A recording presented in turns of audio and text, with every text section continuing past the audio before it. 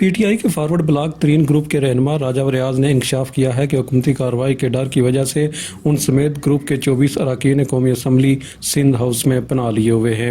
ایک T V interview میں راجہ ریاض نے انکشاف کیا کہ پارلیمنٹ لاجز پر حملے کے خدشے کے پیش نظر ان کے 24 MNAs Sindh house میں موجود ہیں۔ حکومت کی جانب سے نوٹوں کی بوریاں اور ہارس ٹریڈنگ کے الزام پر راجہ ریاض کا کہنا تھا کہ ہمیں عمران خان سے اختلاف ہے، اس لیے اپنے ضمیر کے مطابق فیصلہ کریں گے۔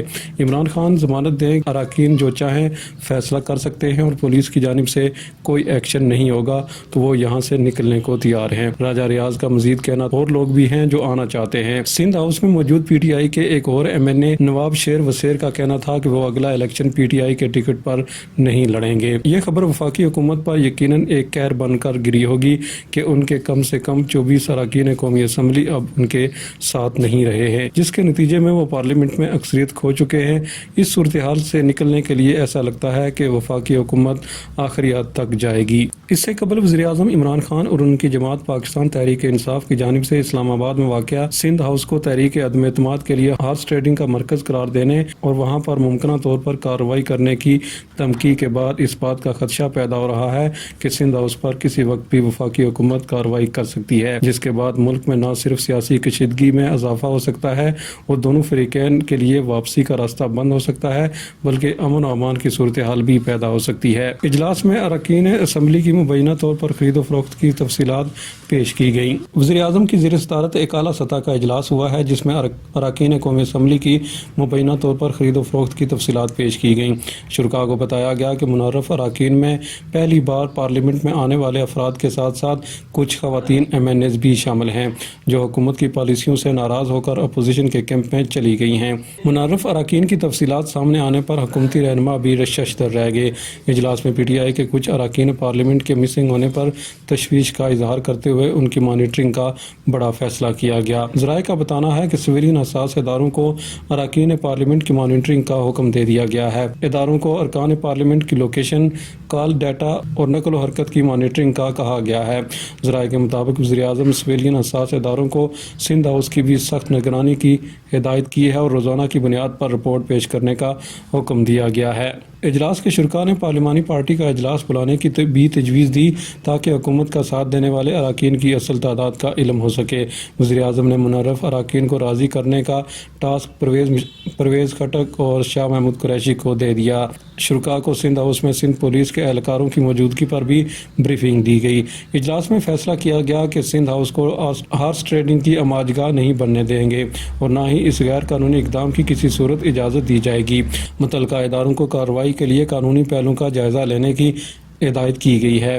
وزیر اعظم نے وفاقی ایجنسیوں کو سندھ ہاؤس میں سرگرمیوں پر نظر رکھنے کی ہدایت بھی کی، جبکہ حکومت کی جانب سے جوابی ایکشن کا فیصلہ بھی کیا گیا ہے۔ گزشتہ روز سوات میں جلسے سے خطاب کرتے ہوئے وزیر اعظم عمران خان نے کہا تھا کہ اسلام آباد کے سندھ ہاؤس میں لوگ نوٹوں کے بیگ لے کر ضمیر خریدنے بیٹھے ہیں۔ سندھ کے عوام کا پیسہ بوریاں بھر کر آیا ہے۔ سندھ سے گارڈ بھی لائے گئے ہیں تاکہ کوئی اندر نہ آئے۔ دنیا کے سامنے بے شرمی سے ہمارے لوگوں کو خریدنے آئے ہیں۔ لوگوں کے ضمیر کو بھی بولیاں لگائی جا رہی ہیں۔ قوم پر لازم ہے کہ برائی کے خلاف کھڑی ہو۔ الیکشن کمیشن سے بھی پوچھتا ہوں کہ کیا آئین میں ہارس ٹریڈنگ کی اجازت ہے؟ وزیر اعظم کے بعد وفاقی وزراء نے بھی کہنا شروع کر دیا کہ سندھ ہاؤس میں ہارس ٹریڈنگ ہو رہی ہے۔ وزیر اطلاعات فواد چودھری کا بیان سامنے آیا ہے جس میں ان کا کہنا تھا کہ سندھ ہاؤس بہت سا پیسہ منتقل کرنے کی اطلاعات ہیں اور سندھ ہاؤس میں لوگوں کو رکھنے کے لیے پولیس منگوائی گئی ہے۔ فواد چودھری نے مزید کہا کہ اس وقت ہارس ٹریڈنگ کا مرکز سندھ ہاؤس ہے۔ ہم اس پر بڑا ایکشن پلان کر رہے ہیں۔ جب ان سے پوچھا گیا کہ کیا آپ سندھ ہاؤس پر ریڈ کرنے جا رہے ہیں، جس پر فواد چودھری نے جواب دیا کہ ریڈ کا پتہ نہیں مگر سخت ایکشن ہوگا۔ 12 بندے ڈھونڈنے سے متعلق سوال پر فواد چودھری کا کہنا تھا کہ انہیں پتہ ہے ڈھونڈنا کیا ہوتا ہے۔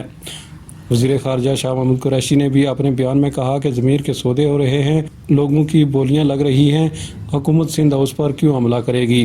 وفاقی وزیر علی زیدی نے سندھ ہاؤس سے متعلق ٹویٹ کیا کہ سندھ حکومت نے کس ضابطے کے تحت وفاقی دارالحکومت میں مسلح دستے بھیجے ہیں؟ وزیر اعلیٰ سندھ بتائیں کہ اسلام آباد میں سندھ پولیس کے دستوں کا کیا جواز ہے؟ دوسری جانب پیپلز پارٹی نے وفاقی حکومت پر الزام عائد کیا ہے کہ وہ سندھ ہاؤس پر حملے کی تیاری کر رہی ہے۔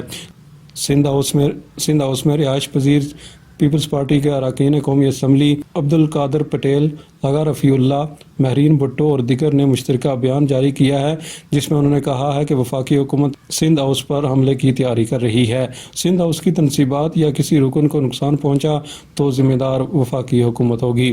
اگر وفاقی حکومت سندھ ہاؤس میں طاقت کا استعمال کرتی ہے جس کے امکانات زیادہ ہیں، تو اس کا مطلب یہ ہوگا کہ حکومت کو احساس ہو گیا ہے کہ اس کے پاس اب اراکین پارلیمنٹ کی مطلوبہ سہولت موجود ہے، نہ وہ مطلوبہ سہولت موجود ہے جس پر 3.5 سال تک ناز کیا جاتا رہا۔ پی ٹی آئی کو تحریک عدم اعتماد کے حوالے سے سب سے زیادہ خطرہ آصف علی زرداری سے ہے، اور وہ چاہے گی کہ کچھ ایسا کیا جائے کہ انہیں دباؤ میں لا کر اس عمل سے دور رکھا جائے، مگر ایسا لگتا ہے کہ اگر حکومت نے طاقت کا استعمال کیا تو اسے دوبارہ اسی صورتحال سے گزرنا پڑے گا جس سے گزشتہ ہفتے پارلیمنٹ لاجز کے واقعے سے گزرنا پڑا تھا، جب جے یو آئی کے لوگوں کو گرفتار کر لیا گیا، لیکن جب مولانا فضل الرحمان نے پورا ملک بند کرنے کی دھمکی لگائی تو حکومت نے فوری طور پر جے یو آئی کے گرفتار لوگوں کو رہا کر دیا۔ وزیراعظم کی زیر صدارت ہونے والے اجلاس میں قانونی ٹیم نے قومی اسمبلی اجلاس بلانے سے متعلق شرکاء کو بریفنگ دی۔ قومی اسمبلی کا اجلاس 30 مارچ کو بلانے پر اتفاق کیا گیا۔ اجلاس کے شرکاء کا کہنا تھا کہ عوام ساتھ ہیں، عدم اعتماد کو ناکام بنائیں گے۔